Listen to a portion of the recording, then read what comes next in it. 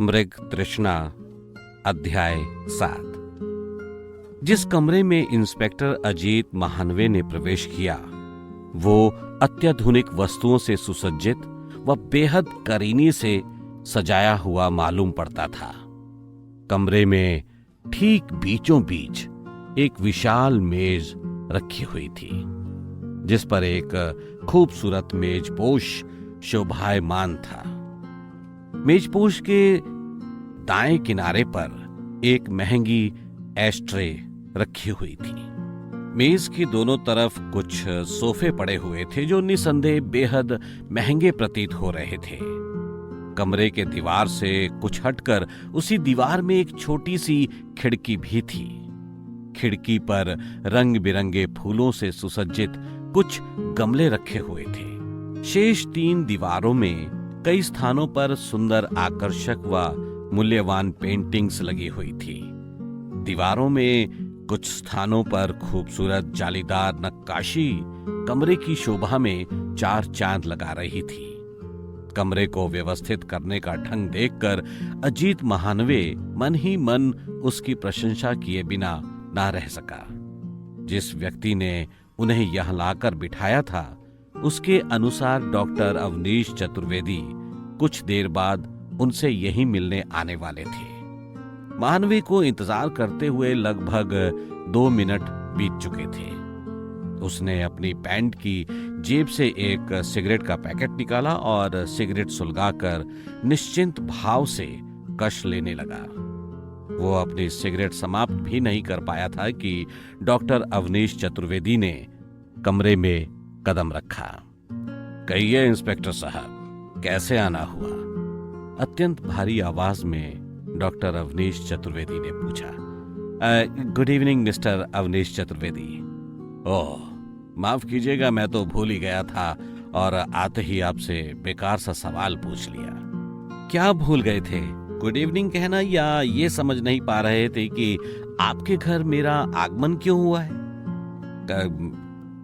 क्या मतलब? अवनीश चतुर्वेदी हड़बड़ा उठे थे। आप घबराए हुए क्यों हैं? अजीत महानवे ने अपनी अनुभवी आंखों को डॉक्टर चतुर्वेदी के चेहरे पर केंद्रित कर लिया। मैं घबराया हुआ? और क्यों? आप कमरे में प्रवेश करते ही मुझसे प्रश्न करने लगते हैं, जबकि शायद आज हम दोनों की पहली मुलाकात है। फिर भी आप अभिवादन की कोई औपचारिकता नहीं निभाते। मेरे प्रश्न करने पर आप हड़बड़ा उठते हैं। आप जानते हैं चतुर्वेदी साहब, ऐसा कब होता है? कब होता है ऐसा? व्यंग्यपूर्वक लहजे में चतुर्वेदी ने चुटकी लेने का प्रयास किया। जब आप परेशान होते हैं या घबराए हुए होते हैं। महानवे ने चतुर्वेदी के व्यंग्यपूर्ण लहजे को संबोधित करते हुए आगे जोड़ा। और हाँ, कभी कभी अत्यधिक थकान भी इसका कारण होती है। आप ठीक कह रहे हैं इंस्पेक्टर साहब, आज मैं बहुत थकान अनुभव कर रहा हूं। चतुर्वेदी ने आसान विकल्प पर जोर देते हुए कहा। ओ, तो ये बात है। फिलहाल छोड़िए। अभी आपने कहा था कि आपने मुझसे बेकार सा सवाल पूछ लिया, ऐसा क्यों? हाँ, कहा तो था। आप ये बात कैसे कह सकते हैं कि आपका प्रश्न बेकार था? वो इसलिए क्योंकि मुझे समझना चाहिए कि अभी अभी देश के इतने प्रतिष्ठित और महत्वपूर्ण वैज्ञानिक का मर्डर हुआ है और प्रोफेसर हंस गंगवार मेरे मित्र थे। आप निश्चित रूप से इस केस के सिलसिले में मुझसे मिलना चाहते हैं, तो आपको पता लग चुका है कि मैं यहाँ किस लिए आया हूं। ये तो कॉमन सेंस की बात है, डॉक्टर अवनीश ने कहा। ओ, ये कहते हुए अजीत महानवे की आंखें सोचपूर्ण अंदाज में सिकुड़ती चली गईं। आपका प्रोफेसर से क्या रिश्ता था? प्रोफेसर हंस मेरे बहुत अच्छे मित्र थे। वैसे मिस्टर चतुर्वेदी, आप अभी अभी कहां से आ रहे हैं? मैं थोड़ा चौंक कर, अच्छा तो आपको धनी राम ने बताया होगा। धनी राम? अजीत महानवी ने प्रश्नात्मक निगाहें डॉक्टर अवनीश के चेहरे पर डाली। बाहर गेट पर आप जिस पहरेदार से मिले थे उसका नाम धनी राम है। उसने आपसे कुछ और तो नहीं कहा? क्या मतलब? क्या आपको कोई ऐसा भी डर है कि वो कोई ऐसी बात कह देगा जो उसे नहीं कहनी चाहिए? ये आप कैसी बात कर रहे हैं इंस्पेक्टर साहब? मुझे किस बात का डर, और ऐसा कुछ क्यों कहेगा वो? मेरा मतलब तो सिर्फ इतना है कि मैंने उससे कह रखा है कि शाम को जब मैं बाहर से वापस आता हूं तो किसी से मिल नहीं सकता, इसलिए मैंने सोचा हो सकता है कि उसने आपको बहस करके परेशान किया हो। नहीं, उसने ऐसा कुछ नहीं कहा। आपने बताया नहीं कि आप अभी कहाँ गए थे? मैं शाम को कभी कभी गोल्फ खेलने चला जाता हूँ। अच्छा, तो आप गोल्फ भी खेलते हैं? हाँ, कभी कभी। मुझे आपसे प्रश्न पूछने हैं, उम्मीद है आप मुझे बिल्कुल ठीक ठीक जवाब देंगे। एक मिनट इंस्पेक्टर साहब, आप तो मुझसे इस तरह का व्यवहार कर रहे हैं जैसे कि आप इस केस के संदर्भ में किसी अजनबी से बात कर रहे हैं।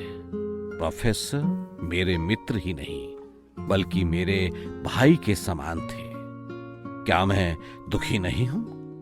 क्या मैं ये नहीं चाहता कि उनके कातिलों को कठोर सजा मिले?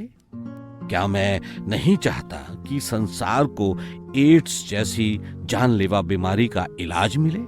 क्या मेरे हृदय में हंस के लिए कोई प्रेम नहीं है? चतुर्वेदी इतना बोलते बोलते भावुक हो जाता है और आगे कहता है कि आपने ये कैसे सोच लिया कि मैं अपना जवाब देते समय झूठ भी बोल सकता हूं? आई एम सॉरी, महानवी ने औपचारिकता निभाई। ठीक है, पूछिए, क्या पूछना चाहते हैं? आप प्रोफेसर हंस को कब से जानते हैं? बचपन से।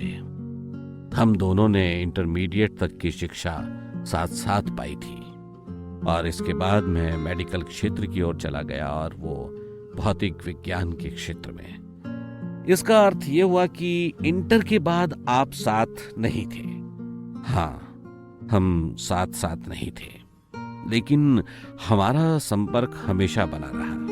प्रारंभ से ही हम अच्छे मित्र रहे थे। लेकिन इंस्पेक्टर साहब, आप इन प्रश्नों से क्या हासिल करना चाहते हैं? इनका तो इस केस से कोई संबंध नहीं है। तो मुझे किस प्रकार का प्रश्न पूछना चाहिए? क्या मतलब है आपका? मतलब यह है कि अगर मैं इस केस से संबंधित प्रश्न पूछता हूं तो क्या मुझे जवाब मिलेगा? हाँ, यदि मैं सक्षम हुआ तो जवाब अवश्य मिलेगा। आपके अतिरिक्त प्रोफेसर हंस किस व्यक्ति से मिलते थे? मतलब अधिकतर। सामान्यतः वो केवल मुझसे मिलते थे और मेरे अतिरिक्त उनका कोई भी विशेष मिलने वाला नहीं था। ऐसा आप पूरे विश्वास से कह रहे हैं?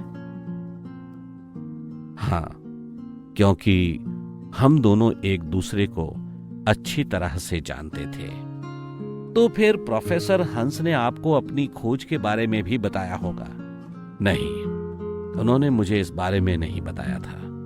मुझे इस बात पर बहुत तकलीफ भी हुई है कि प्रोफेसर ने किस वजह से मुझसे ये बात छुपाई होगी।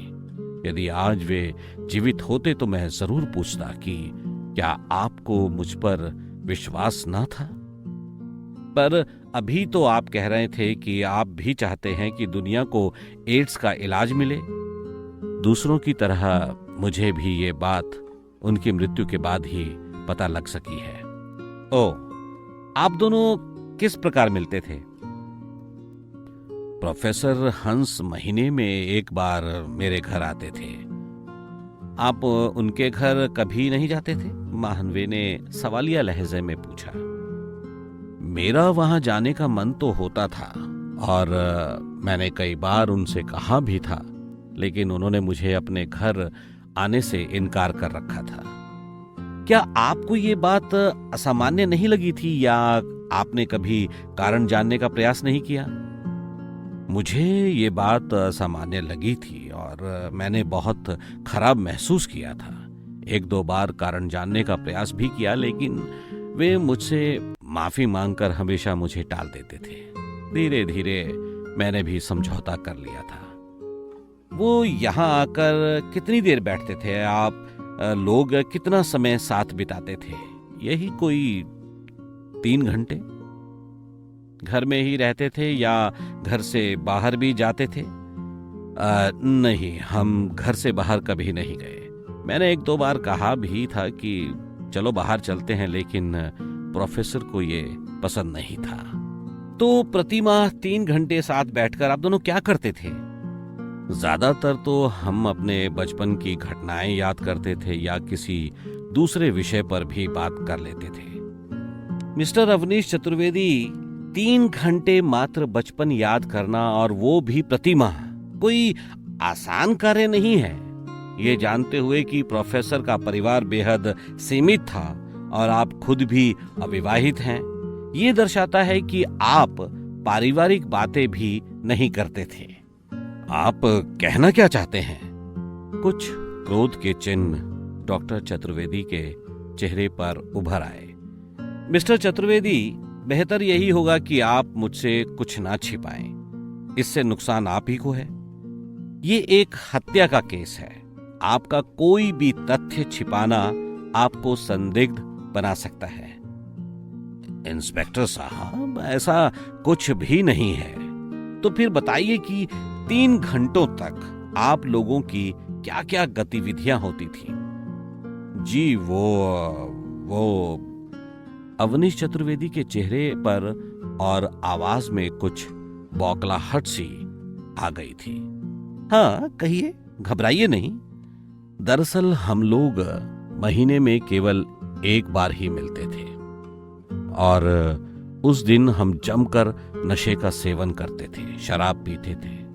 प्रोफेसर को यद्यपि इसका शौक ना था, पर वो महीने में 1 बार मेरे साथ अवश्य एंजॉय करते थे। शायद उन्होंने अपने घर पर इस प्रोग्राम को इसलिए नहीं रखा जिससे कि उनके बच्चों को इसकी जानकारी ना होने पाए कि वो शराब जैसी जहर का इस्तेमाल करते हैं। आप शराब पीते हैं? मैंने अभी अभी आपको बताया है। फिर आप शराब को जहर क्यों बोल रहे हैं? जो सच है वो तो कहना ही पड़ेगा, और वैसे भी शराब के बारे में मैं नहीं बल्कि प्रोफेसर ही कहा करते थे।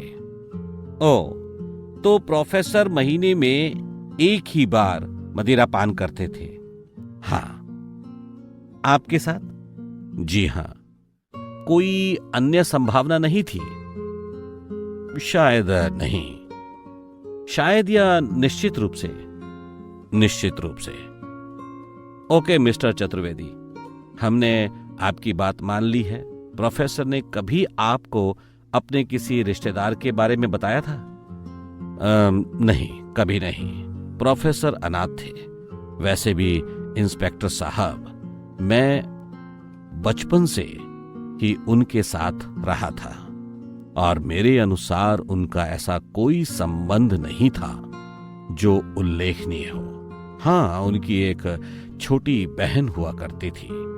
जब मैं उनसे शिक्षा संबंधी कारणों से कुछ समय के लिए दूर हुआ तो पुनः मिलने पर उन्होंने मुझे बताया कि दिव्या केसर दुर्घटनावश किसी रोड एक्सीडेंट में ये दुनिया छोड़ चुकी है।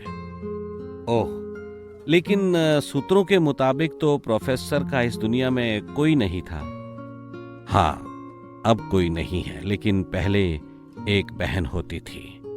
लेकिन उनके बारे में आपको छोड़कर कोई नहीं जानता। प्रोफेसर को ये ख्याति पिछले कुछ वर्षों में मानव क्लोनिंग पर अविस्मरणीय योगदान के फलस्वरूप मिली है। ये बात बहुत पुरानी है। प्रोफेसर के बीते जीवन के बारे में लोग उतना ही जानते हैं जितना वो खुद चाहते थे। अधिक जानने का कोई प्रयास भी नहीं किया गया। आप प्रोफेसर से वारदात के कितने दिन पूर्व मिले थे? मैं उनसे 18 नवंबर 1999 को यहीं घर पर मिला था। अपने उसी उद्देश्य से? जी हां। उस दिन प्रोफेसर का मूड कैसा था, आप कुछ बता सकते हैं? मैंने अधिक ध्यान तो नहीं दिया था, पर शायद वो कुछ परेशान लग रहे थे। आपने उनसे कुछ पूछा नहीं?